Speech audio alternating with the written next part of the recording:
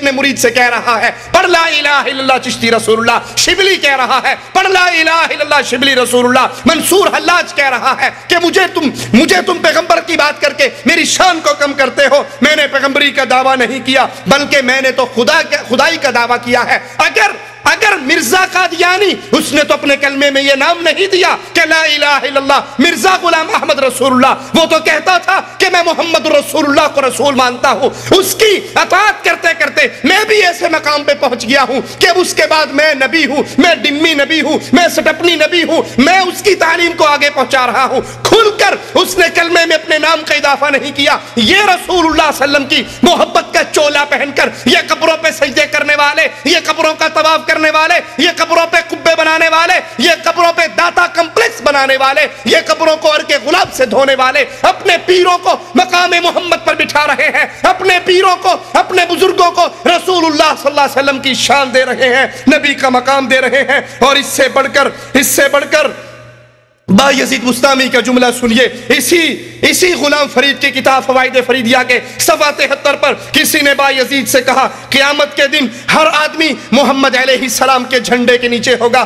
میں نے آپ کو حدیث سنائی تھی، پیارے نبی علیہ السلام نے فرمایا تھا کہ قیامت کے دن اللہ کی تعریفوں کا جھنڈا محمد علیہ السلام کے ہاتھ میں ہوگا۔ آدم ومن سواء تحت لوائی، آدم سے لے کے اس کے آخری بیٹے تک چھاؤں ملے گی تو محمدی جھنڈے کے نیچے ملے گی۔ بایزید بستامی کا قول خواجہ غلام فرید اپنی کتاب فوائد فریدیہ صفحہ 73 پہ لکھتے ہیں کہ کسی نے کہا حضرت قیامت کے دن ہر آدمی محمد علیہ السلام کے جھنڈے کے نیچے ہوگا، تو بایزید بستامی نے کہا کہ نہیں، میرا جھنڈا محمد کے جھنڈے سے بڑا اور زیادہ ہوگا۔ انا للہ و انا الیہ راجعون۔ وہ محمد علیہ السلام جس کا ایک صحابی، جس کا ایک ساتھی، جس کا ایک شاگرد عمر ابن خطاب رضی اللہ عنہ وارضا تورات کا ایک ورقہ مل جانے پر خوش ہوتے ہیں کہ موسیٰ کی کتاب مل گئی، پڑھ رہے ہیں، نبی کی عدالت میں آ رہے ہیں، یار غار بیٹھے عمر ابن خطاب کے چہرے کو دیکھتے ہیں، اپنے نبی کے چہرے کو دیکھتے ہیں، نبی کے چہرے کے بدلتے ہوئے تیور دیکھ کر برداشت نہیں کر سکتے اور کہتے ہیں اے عمر، گم پائے تجھے گم پانے والیاں، مر جائیں تجھے یاد کرنے والیاں، تجھے تیری ماں تجھ پہ روئے تجھے گم پائے، میرے نبی کے چہرے کو نہیں دیکھتا۔ عمر ابن خطاب دیکھتے ہیں محمد کریم علیہ السلام کا چہرہ غصے سے سرخ ہو چکا ہے، اس تورات کے ورقے کو پھینک دیتے ہیں، آواز لگاتے ہیں رضیت باللہ ربا وبالاسلام دینا وبمحمد نبیا صلی اللہ علیہ وسلم۔ امام اعظم قائد اعظم کہتے ہیں اے خطاب کے بیٹے، اے تورات پڑھنے والے، اے موسیٰ کی کتاب میں اپنی پیاس کو بجھانے والے، لو بدع لکم موسیٰ فاتبعتموہ وترکتمونی لضللتم عن سواء السبیل۔ آج موسیٰ زندہ ہو کر آ جائے، اے تورات پڑھنے والے، تو مجھے چھوڑ کر موسیٰ کے پیچھے چلنے لگ جائے تو سیدھی راہ سے گمراہ ہو جائے گا۔ لو کان موسیٰ حیا ما وسعہ الا اتباعی۔ آج موسیٰ زندہ ہو، جنت میں جانا چاہے تو موسیٰ کو بھی محمد کی غلامی کرنی پڑے گی صلی اللہ علیہ وسلم۔ وہ نبی تو یہ تعلیم دے، وہ نبی تو اپنے شاگردوں کو ایسا ٹرینڈ کرے کہ ابن عمر حج کا احرام باندھتے ہوئے اعلان کرتے ہیں لوگوں میں حج تمتع کی نیت کرتا ہوں۔ لوگ کہتے ہیں تیرا بابا امیر المؤمنین تو منع کرتا ہے، جواب میں کیا کہتے ہیں؟ من ابی۔ کبھی سوچا ہے من ابی کا پنجابی میں ترجمہ کیا ہے؟ پیو کون ہوتا ہے؟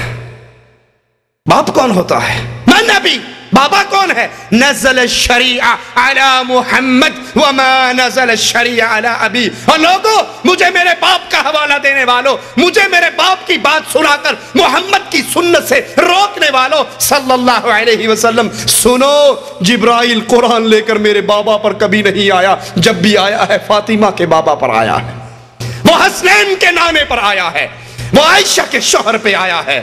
مجھے میرے باپ کی دلیل نہ دو، میرے باپ کا قانون نہیں چلتا، یہاں قانون چلتا ہے تو قاسم کے بابا کا چلتا ہے صلی اللہ علیہ وسلم۔ اس کے شاگردوں کے ایمان کی تو یہ کیفیت تھی۔ سائل کہتا ہے اس مسئلے پہ کیا کہتے ہو؟ کہا میں کیا کہوں، امام الانبیاء نے یوں کہا ہے۔ سائل کہتا ہے میں نے سنا ہے کہ شاید ابو بکر عمر نے تو یوں کہا ہے۔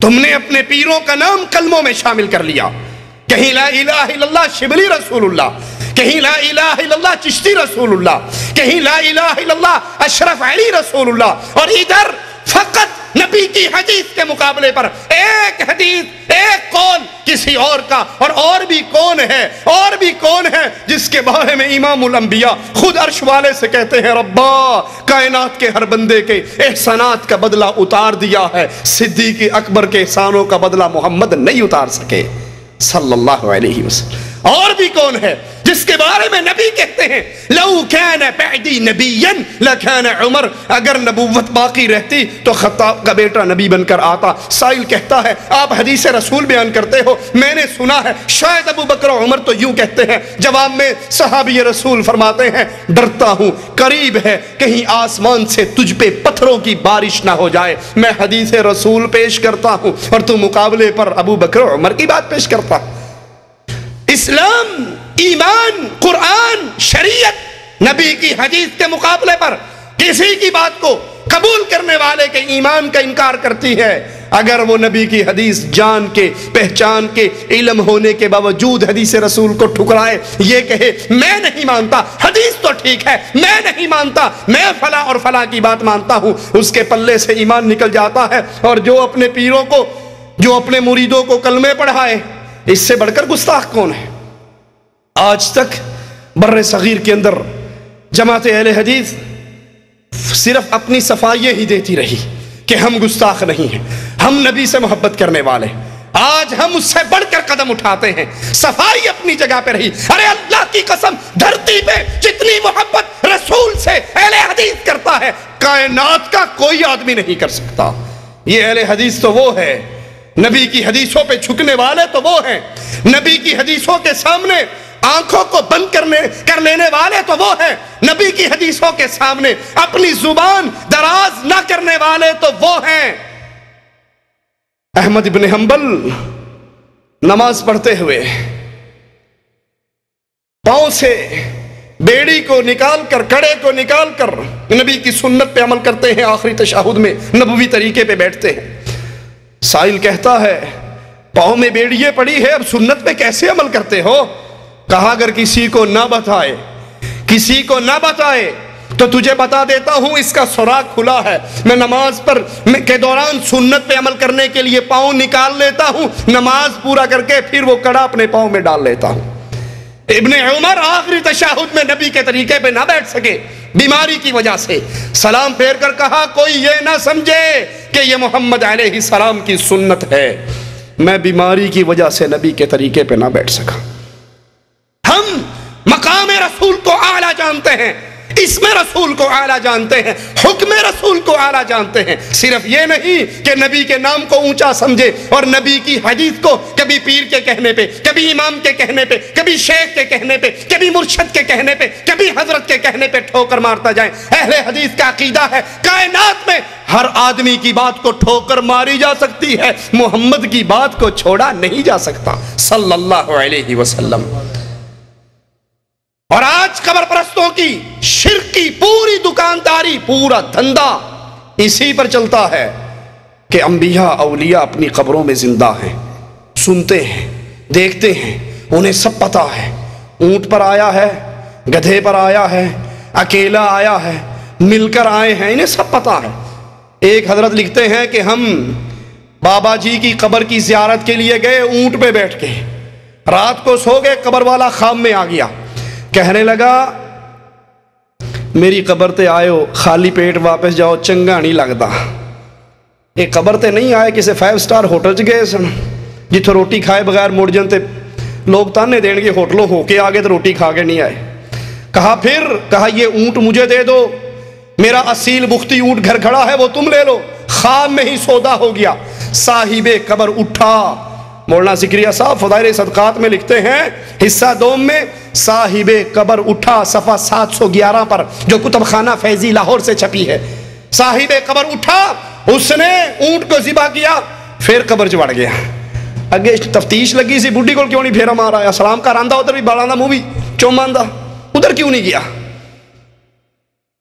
یہ خواب والا اٹھا، اونٹ کو دیکھا تو ذبح ہو چکا ہے، خون نکل رہا ہے، اس نے اس کو ذبح کیا، گوشت بنایا، کھایا پیا۔ واپس جا رہے تھے تو سامنے سے ایک آدمی آ رہا تھا، کہتا تم میں فلاں ابن فلاں کون ہے؟ کہا میں ہوں۔ اونٹ والے نے کہا میں ہوں۔ کہا میرے ابے نے کوئی شے بیچی سی؟ کہتا خواب جی بیچی سی۔ کہتا وہ میرا باپ تھا، اس نے مجھے کہا ہے اگر تو میرا حلالی بیٹا ہے تو یہ بختی اونٹ تجھے دے دوں، یہ اس اونٹ کے بدلے میں یہ اونٹ لے جاؤ۔ مولوی زکریا صاحب اس قصے پر تعلیق لگاتے ہوئے کہتے ہیں کہ یہ سخاوت کی حد ہے کہ مرنے کے بعد بھی اپنی قبر پر آنے والوں کو بھوکا واپس نہیں بھیجا۔ ان قبر پرستوں کا پورا دھندا اسی عقیدے پر چلتا ہے کہ جو ہمارے بزرگ قبروں میں دفن ہیں وہ زندہ ہیں، سب کچھ دیکھتے ہیں۔ آپ کو نہیں یقین تو یہ ہمارے ہاتھ میں ملفوظات احمد رضا خان صاحب ہیں، اس کا صفحہ 271 پہ سنیے کتنی وضاحت سے یہ بات بیان کرتے ہیں۔ صفحہ 271 کہ جب تم اپنے کسی مردے کی زیارت کے لیے قبرستان جاؤ تو کہتے ہیں کہ پینتیوں سے ہو کر جاؤ۔ عرض سوال کرتا ہے کوئی، حکم یہ ہے کہ قبر کی پینتی سے حاضر ہو، قبرستان میں جبکہ قبور کا اختلاط ہو تو کیوں کر ہوگا؟ کہا سب سے پہلے قبرستان کی پینتی کی جانب سے آئے اور اسی طرف سے مردے کے طرف آئے۔ کیوں؟ اگر وہ سرہانے کی طرف سے آئے گا تو مردے نو منڈی موڑ کے ویکھنا پینا کیڑا آیا ہے، تے او دی مٹی غریب ہڈی اوویں او دی مک گئی ہے، انہیں تون موڑی اوتھی ٹوٹ جانے ہیں، اسے گردن نہ موڑنی پڑے۔ کہا پینتیوں سے آؤ جب بھی آنا ہو، تاکہ جب آپ آؤ تو مردہ ڈائریکٹ دیکھ لے کون آ رہا ہے۔ پورا دھندا قبر پرستوں کا یہی ہے کہ ہمارے بزرگ قبروں میں زندہ ہیں، وہ سب کچھ جانتے ہیں۔ اگر یہ اپنے بزرگوں کے بارے میں کہتے رہتے شاید ہماری زبان اتنی دراز نہ ہوتی، لیکن اس عقیدے کی بنیاد پہ انہوں نے محمد علیہ السلام کو وہ گالی دی ہے، وہ توہین کی ہے کہ رب محمد کی قسم کفار بھی وہ توہین نہیں کر سکے، اور کفار کو نبی صلی اللہ علیہ وسلم کی توہین کا وہ مٹیریل، وہ مواد دیا ہے جس کی بنیاد پر ہندو نے رنگیلا رسول لکھا، جس کی بنیاد پر ڈنمارک کے خبیثوں نے نبی صلی اللہ علیہ وسلم کی تشبیہیں بنائی، عورتوں کے اندر گھرا ہوا دکھایا، ان کو عورتوں کا رسیہ ثابت کیا۔ یہی عقیدہ اسی کتاب کے اندر ملفوظات احمد رضا کے اندر صفحہ 249 پہ 249 پہ احمد رضا خان صاحب بریلوی لکھتے ہیں، سوال کیا جاتا ہے کیا انبیاء علیہم السلام اور اولیاء کرام کی حیات برزخیہ میں کوئی فرق ہے؟ ارشاد انبیاء کرام کی حیات حقیقی،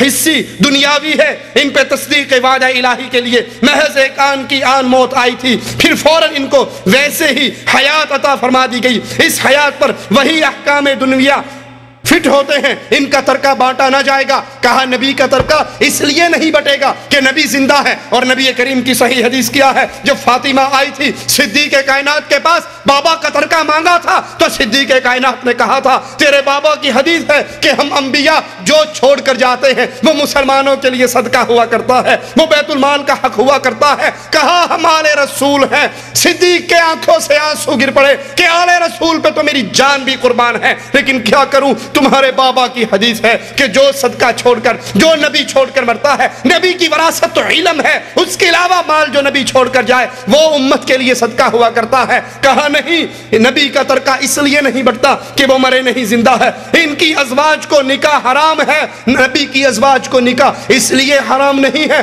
کہ نبی کریم زندہ ہے، نبی کی ازواج کے ساتھ نکاح کرنا اس لیے حرام ہے کہ جو نبی کی بیوی ہے وہ امت کے مسلمانوں کی ماں ہے، اور ماں سے نکاح کرنا جائز۔ نبی کی بیویاں امت کی ماں ہونے کے ناطے آقا کی بیویوں سے نکاح کرنا جائز نہیں ہے، کیونکہ وہ امت کی مائیں ہیں۔ یہاں کہتا ہے نہیں، چونکہ نبی زندہ ہیں اس لیے ان کی بیویوں سے نکاح جائز نہیں، ان کا ترکہ بانٹا نہیں جائے گا، ازواج مطہرات پر عدت نہیں، نبی اپنی قبروں میں کھاتے پیتے ہیں، نماز پڑھتے ہیں۔ اب جو کفر کہنے لگا ہے ذرا دلوں کو تھامیے، کلیجوں پہ ہاتھ رکھیے اور سوچئے ہم نے کفار کو توہین رسالت کا کتنا مواد خود اپنے گھروں سے فراہم کیا ہے۔